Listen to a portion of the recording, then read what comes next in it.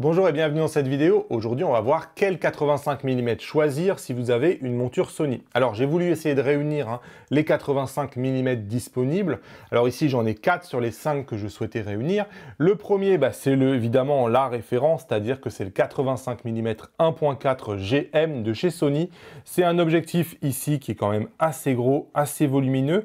Comme vous pouvez voir, c'est un objectif qui est relativement très bien construit avec tout ce qu'il faut. C'est le seul notamment à avoir cette bague d'ouverture et on a évidemment le bouton personnalisable et on a aussi le petit interrupteur AF/MF. Ce 85 mm 1.4 de chez Sony, il est disponible pour un prix de 1999 € et il pèse 820 grammes. La deuxième option moins chère qu'on a chez Sony, c'est le FE 85 mm 1.8.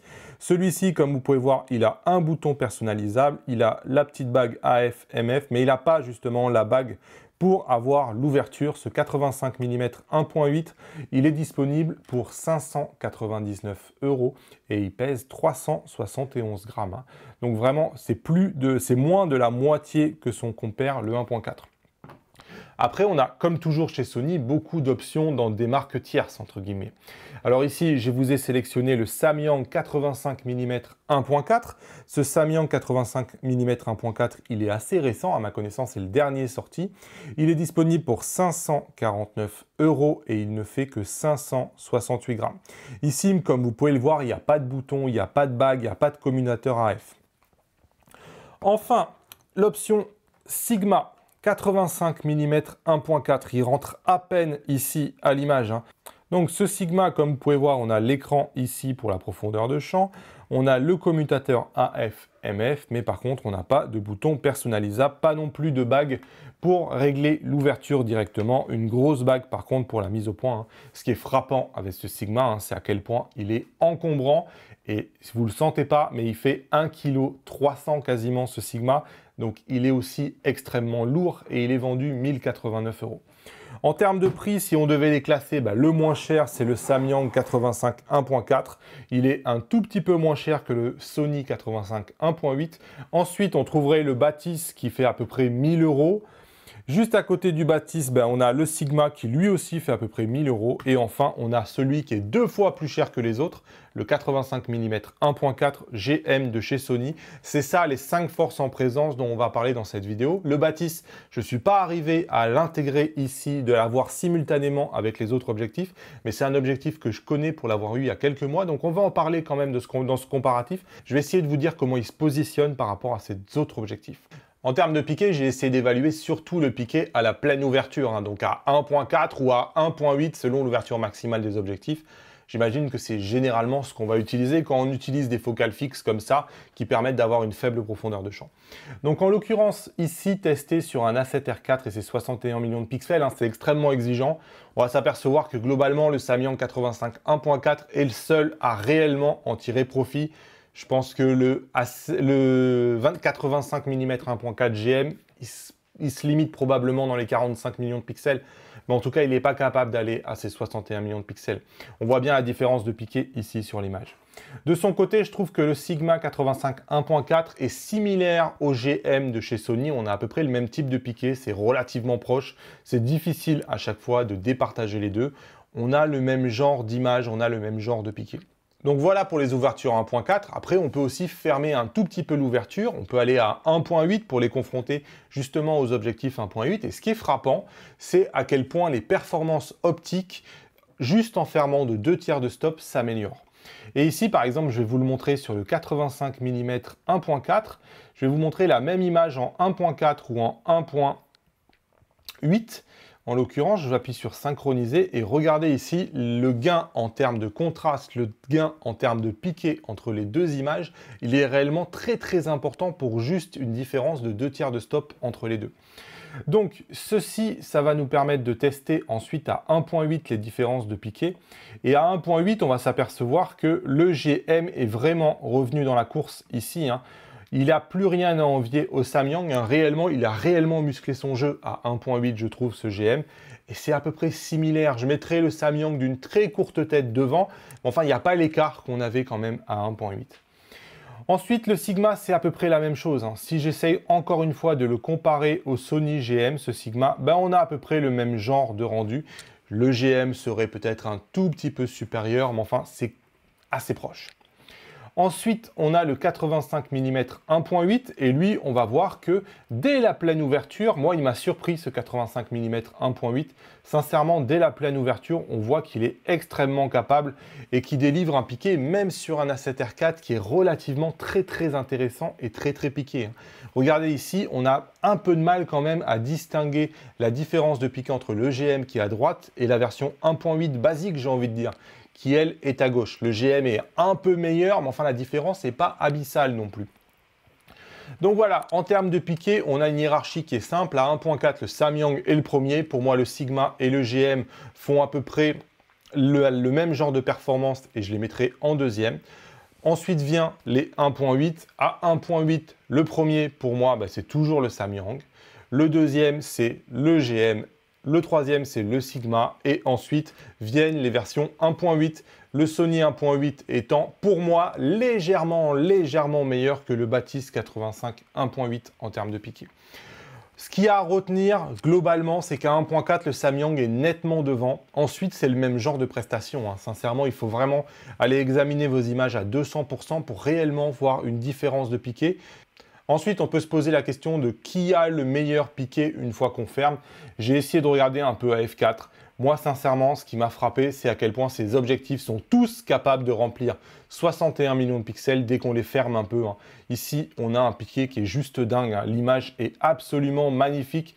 Quel que soit l'objectif qu'on regarde, vous avez toujours une super image quand vous fermez à f4 ou à f5.6. Il n'y a pas réellement, c'est pas ce qui va les distinguer en définitive, ces objectifs.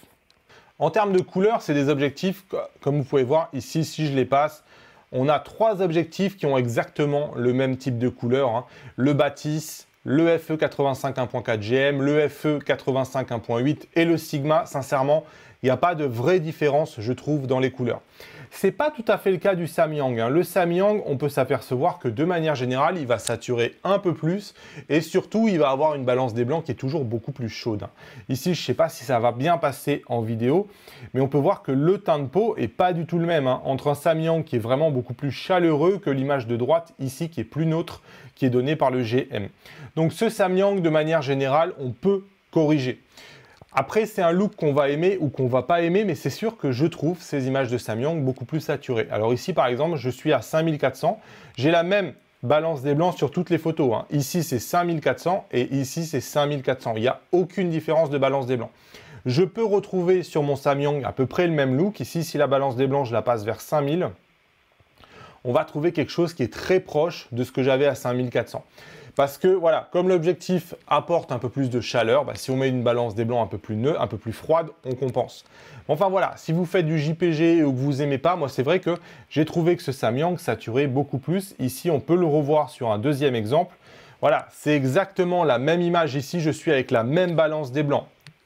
La seule chose qui change, c'est le rendu des couleurs de l'objectif. On peut voir que le Samyang donne des couleurs qui sont beaucoup plus froides.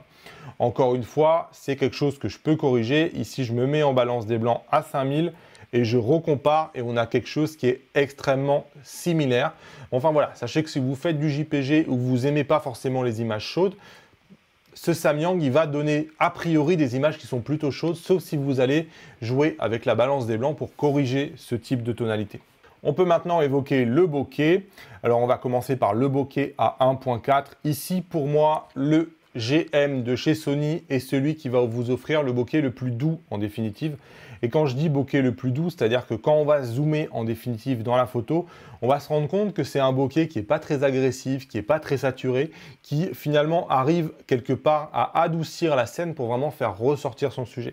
Et ici, on peut le voir, hein, quand je zoome par exemple contre le Sigma, on peut voir que le bokeh qui est à gauche ici est un peu moins lumineux. En définitive, c'est beaucoup plus diffus, beaucoup plus doux. Bref, c'est pour moi le bokeh le plus qualitatif, hein, celui du 85 1.4 GM. Un tout petit peu plus qualitatif que celui du Sigma. Celui qui est un peu plus en retrait, je vais vous montrer le GM contre le Samyang. Encore une fois, c'est vraiment dans l'analyse subtile, hein, parce que quand vous les regardez comme ça, il y a beaucoup de gens qui ne verront pas la différence. Mais effectivement, vous voyez, on a un bokeh ici à droite qui est un peu plus présent, qui est un peu moins diffus, que ce que propose à gauche le Sony. C'est vraiment sur ce genre de choses qu'on va pouvoir comparer le bokeh. On va pouvoir aussi comparer le bokeh évidemment par la rondeur de ses billes. On peut voir qu'on a des formes un peu plus œil de chat sur le Samyang et un peu plus rond ici sur le Sony. Une fois fermé à 1.8, bon, on va s'apercevoir qu'on a des bokehs qui sont relativement similaires. Moi, personnellement, je préfère les bokehs des 1.4. Hein. Ils sont un peu plus doux. On a ensuite le bokeh de la version 1.8 qui est ici, qui lui est un peu moins diffus en fait. Hein. Par rapport, par exemple, à la version GM, je trouve que, regardez, hop, ici on passe, c'est un peu moins diffus dans le sens où on peut voir que c'est un bokeh qui, à mon sens, est un peu plus nerveux peut-être que les autres. Et on a aussi une perte de contraste. Hein. C'est-à-dire que si vous regardez ici, on a à peu près le même genre de contraste entre les 1.4. Et ici, dès que je passe au 1.8, l'image perd un tout petit peu en termes de contraste. On a quelque chose d'un peu plus plat, comme s'il y avait un voile en définitive qui s'était mis. Voilà, en tout cas, il y a une faible différence, j'ai envie de dire, entre les bokehs. Pour moi, ça ne serait pas un argument pour choisir plutôt l'un ou plutôt l'autre. Alors, si on essaye de regarder vraiment les billes de bokeh, on va s'apercevoir que le GM a toujours les billes de bokeh les plus rondes généralement. On peut voir que sur le Sigma, ici, on a réellement des formes en œil de chat. Si je compare le GM avec le Samyang, on va s'apercevoir que ce Samyang, il est plutôt pas mal. Alors c'est sûr qu'il a des billes de bokeh qui ne sont pas aussi qualitatives que celles qu'on peut voir ici sur le GM. Ensuite, on peut comparer à 1.8. À 1.8, si je vous compare les deux Sony, hop, on va s'apercevoir toujours que celui qui a le bokeh le plus doux, le plus diffus, avec les billes bien rondes, c'est plutôt le 1.4 GM, tandis que le 1.8, lui, il a plutôt des formes de bokeh assez nerveuses et plutôt en forme de chat, d'œil de chat. Le Samyang, quant à lui, il va se comparer par rapport au 1.4 de manière plutôt pas mal, hein, sincèrement. Regardez, c'est assez rond sur ce Samyang, même si finalement, ce Samyang, comme vous pouvez voir, c'est pas non plus très très rond. On voit quand même le diaphragme et on est sur une forme qui est assez géométrique, c'est un peu carré quand même. Mais c'est finalement pas si mal. Hein. Sincèrement, je m'attendais réellement à moins bon que ça en définitive. Et là, il colle de très très près quand même le GM et c'est plutôt une performance. Hein. Il coûte quasiment un quart du prix du GM. Hein. Donc réellement, la performance que fait ce Samyang sur le bokeh, elle est réellement très très bonne. Alors on va maintenant évoquer l'autofocus de ces objectifs. Ils ont tous des bons autofocus. Hein. Il n'y a aucun objectif dans ce comparatif-là qui dispose d'un mauvais objectif. Le meilleur d'après moi, et c'est dommage parce que je ne l'ai pas, c'est le Batis. Hein. Sincèrement, je pense que le Batis est le seul à avoir un autofocus extrêmement silencieux et quasiment parfait, hein, digne des derniers GM de chez Sony. Donc en l'occurrence, j'ai utilisé l'autofocus principalement sur le A9 de chez Sony. Donc ici, en fait, on va s'apercevoir de manière générale, par exemple sur le Samyang, on a un autofocus qui est plutôt très très bon. Malgré tout, il n'est pas capable de suivre des mouvements qui sont trop rapides. Vous voyez ici, par exemple, je commence à perdre le focus. Hop, et au fur et à mesure, je vais avoir du mal à le regagner, ce focus-là. Mais enfin, on est sur une performance sur 10, on serait plutôt à 7 sur 10, vous voyez. Ici, vous voyez, le Samyang, il a un peu du mal à suivre sur une action qui est extrêmement rapide. Hein.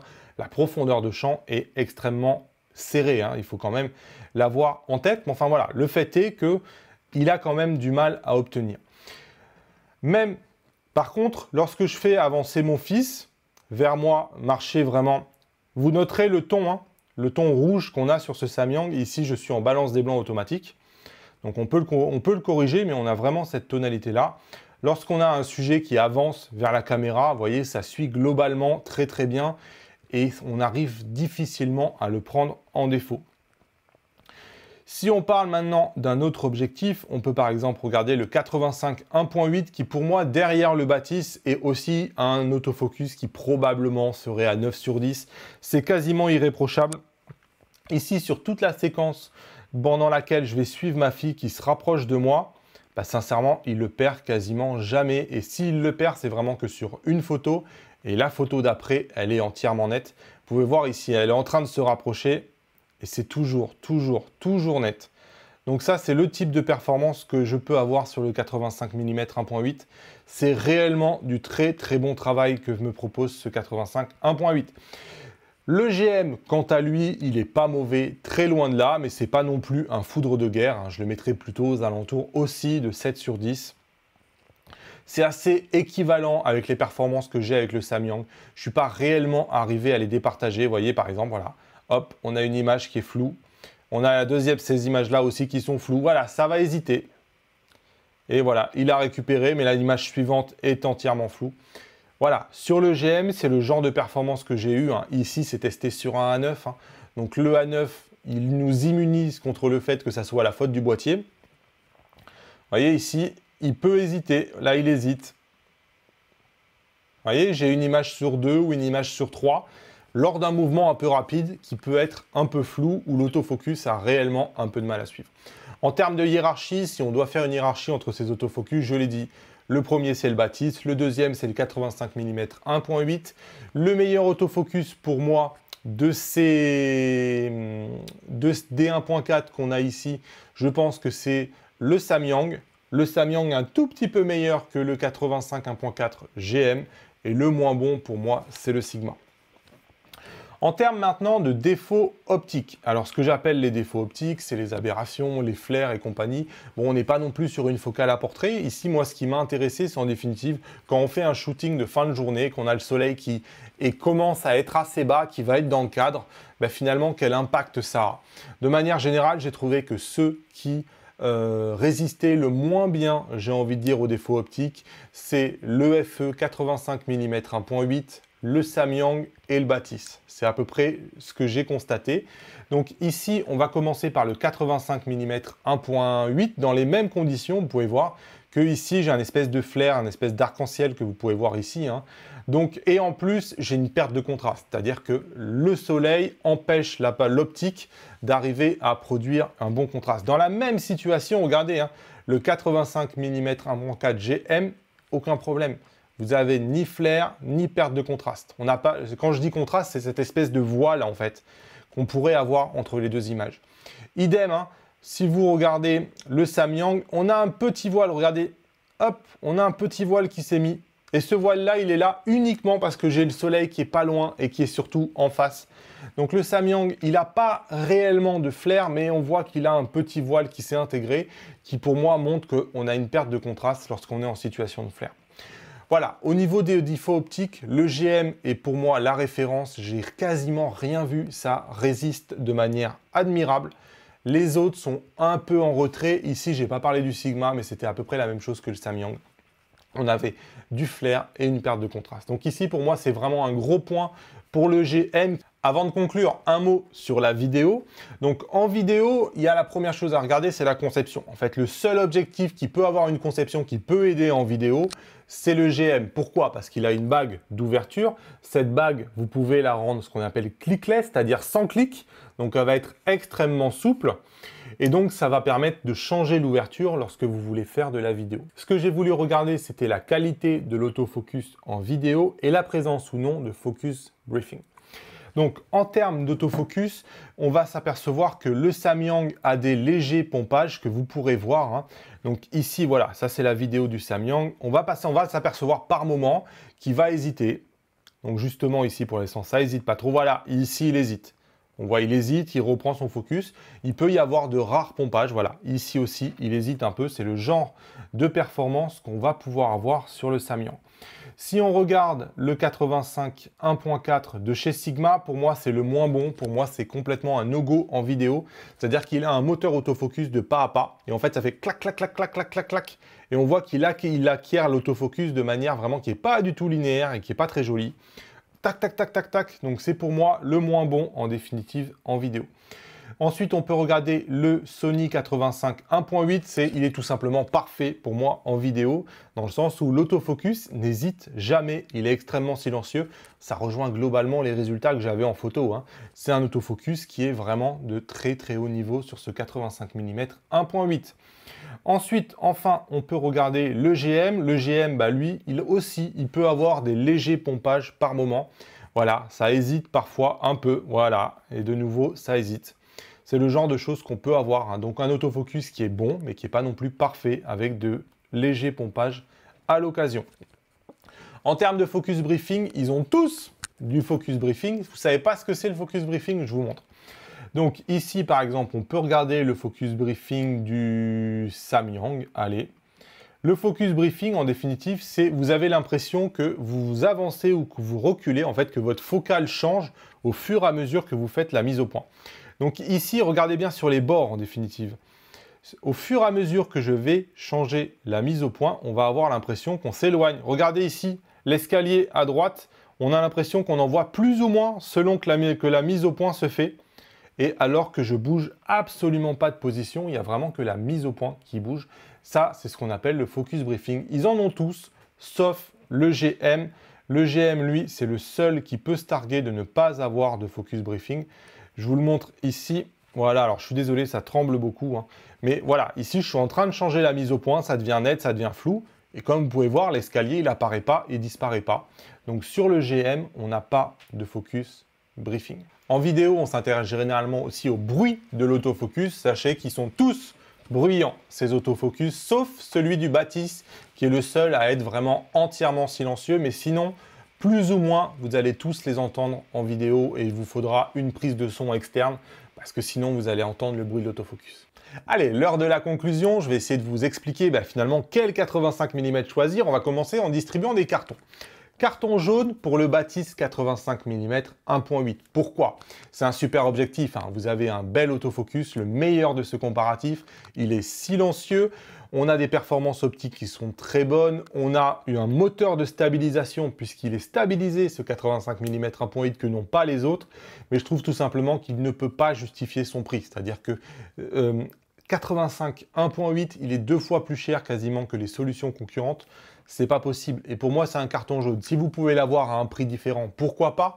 Mais à ce prix-là, sincèrement, il y a mieux. Le carton rouge, vous vous doutez bien, il est pour le Sigma. 1 kg 300, 1089 €, c'est pas possible. Sincèrement, je vois aucune raison de vous conseiller ce Sigma. Il fait absolument rien de moins bien, de mieux que les autres, et c'est même plutôt l'inverse. C'est-à-dire que j'ai trouvé que son autofocus était parfois un peu moyen. Probablement la faute ici à la bague intégrée. C'est pas un objectif qui a été développé pour les montures Sony à la base. Donc voilà, pour moi ce Sigma, je vois aucune raison de vous dire d'acheter ce Sigma. Là pour le coup, il n'y a pas la moindre raison ou argument par rapport aux autres. Voilà, je suis désolé, pour moi c'est complètement carton rouge et je ne le conseille pas, ce Sigma. Donc du coup, il reste les trois autres. Les trois autres, ils ont 1.4 pour le Samyang, 1.4 pour le GM et 1.8 chez Sony. Ça va vraiment dépendre de votre besoin. Le meilleur rapport qualité-prix, sans aucune hésitation, c'est le Samyang 85 mm 1.4. Il pèse que 560 grammes. Il est extrêmement léger. Quand vous prenez les deux en main, je peux vous assurer que le Samyang est beaucoup plus léger que son équivalent chez Sony. C'est pour moi vraiment le choix le plus malin probablement en ce moment, le Samyang. Il a des performances qui sont équilibrées. Attention, il n'est pas parfait. Si vous attendez un autofocus absolument parfait, probablement que ce Samyang, il va parfois être dans certaines situations un peu juste. En vidéo aussi, c'est pas forcément le meilleur. Bon, enfin, c'est probablement la prestation de rapport qualité-prix largement et très largement la meilleure sur ce comparatif. Ensuite, il va rester les deux options Sony. Personnellement, à budget illimité, c'est-à-dire sans aucune considération de prix, moi je prends la version GM de chez Sony. Le piqué, c'est bien, mais il n'y a pas que le piqué dans la vie. Le piqué du Samyang est un peu meilleur, mais sincèrement, j'ai trouvé que le bokeh, le contraste, les couleurs, la résistance aux défauts optiques, les performances en termes de vidéo, le fait qu'il y ait une bague d'ouverture, il y a quand même pas mal de performances, pas mal d'arguments pour réellement choisir ce 85 mm 1.4. C'est sûr qu'en termes de piqué, il n'est pas aux performances du Samyang, mais il a beaucoup d'autres arguments. Et moi, personnellement, sans considération de prix, c'est ce GM que je choisis. Reste, dans quel cas, finalement, choisir ce 85 mm 1.8 de chez Sony. Lui aussi, il est plus cher de 50 € que le Samyang. Et on a envie de dire, bon, ouais, d'accord, je peux avoir du 1.4 et un meilleur piqué, finalement, pour 50 € de moins. Pourquoi j'irais choisir le 1.8 de chez Sony? Ici, j'ai envie de dire la priorité à la compacité. Sincèrement, il y a quand même une différence entre les deux objectifs. Il y a une différence en termes de poids, il y a une différence en termes d'encombrement. Il est beaucoup plus sympa de se balader avec ce petit 1.8 qu'avec ce gros Samyang. C'est sur ça, sincèrement, que le Sony va faire son beurre. Aussi, La mise au point. Si vous êtes exigeant en termes de mise au point, sincèrement, ce 85 mm 1.8 est meilleur que le Samyang qui est ici. Et c'est probablement pour ça que certains d'entre vous pourriez le choisir en vidéo aussi. Ce 85 mm 1.8, il est vraiment pas mauvais. Et je termine quand même par un regret, c'est le fait que pour moi, il n'y a pas de 85 mm 1.4 ultime chez Sony et c'est bien dommage. Et quand je dis ultime, c'est par exemple comme le 24 mm 1.4 GM que Sony a sorti, comme le 135 mm 1.8, c'est des optiques où quel que soit l'endroit, l'angle sur lequel vous les prenez, c'est parfait. L'autofocus est parfait, le piqué est parfait. C'est vraiment des optiques incroyables. Ici, si vous voulez voir un peu comment se comparent finalement ces objectifs-là par rapport au 135 mm que je vous ai mis ici à droite, le 135 mm 1.8, il est un tout petit peu plus gros que le 85 mm 1.4 qui est ici est forcément plus gros que le Samyang. Mais c'est pas non plus le jour et la nuit. J'essaye de vraiment bien vous montrer la différence. C'est un peu plus gros, comme vous pouvez le voir ici. Donc, en l'occurrence, quand on regarde la différence de piqué, à pleine ouverture, on a à peu près le même genre de bokeh pour un cadrage équivalent. Mais que vraiment, quand on va zoomer à 100% dans la photo, c'est une claque quoi. C'est-à-dire que regardez le piqué que délivre ce 135 mm 1.8 à la pleine ouverture. Il y a une classe d'écart vraiment entre les deux objectifs. Et c'est ça qui quelque part me donne un petit regret. C'est que chez Sony, on n'a pas vraiment de 85 mm 1.4 GM qui soit réellement au stade d'incroyable. C'est-à-dire qu'il est très bon ce 85 mm 1.4 GM. Mais enfin, il n'est pas du tout dans les meilleurs de chez meilleurs sur le marché. Je pense sincèrement que si vous prenez aujourd'hui un Canon 85 1.2, il fait tout mieux et il est plutôt dans la catégorie du 135 1.8 GM que dans ce 85 1.4 GM qui a un peu vieilli, qui n'est pas forcément au top niveau aujourd'hui sur le marché, contrairement au 135 1.8. Ce que je lui reproche, c'est qu'il faudrait avoir un 85 1.4 qui soit parfait en termes d'autofocus, qui soit parfait en vidéo, qui soit parfait en termes de piqué, même à pleine ouverture. Et on l'a vu dans ce comparatif-là, aujourd'hui, ce 85 mm 1.4 GM, même si c'est pour moi la meilleure solution, toute proportion de prix gardée, évidemment, il n'est pas irréprochable en autofocus, très loin de ça, et il n'est pas irréprochable non plus en piqué. Et on le voit bien sur cette image-là que le piqué du 135 mm 1.8 de chez Sony est largement meilleur. Et ça, c'est quand même un petit regret que j'ai envie d'adresser à Sony. Et j'espère que Sony, un jour, aura son 85 mm 1.4 ou qui sait 1.2 GM qui sera absolument irréprochable, quel que soit l'angle sous lequel on le regarde. En tout cas, j'espère que cette longue vidéo vous a aidé à choisir votre 85 mm, que vous sachiez maintenant beaucoup plus qu'est-ce qui les distingue et qu'est-ce qui les distingue pas. On n'a que des produits de qualité ici et c'est de toute façon difficile de se tromper. On est parfois obligé d'aller vraiment dans les détails pour réellement saisir ce qui différencie ces 85 mm. En tout cas, j'espère que j'y ai contribué. Vous pouvez me laisser les pouces levés vers le haut. Si l'univers Sony vous intéresse, vous pouvez vous abonner à la chaîne en cliquant sur le bouton s'abonner juste en bas de la vidéo. Je vous mets un lien ici pour me laisser votre email. Cliquez ici et moi je vous dis à bientôt dans de nouvelles vidéos. Salut!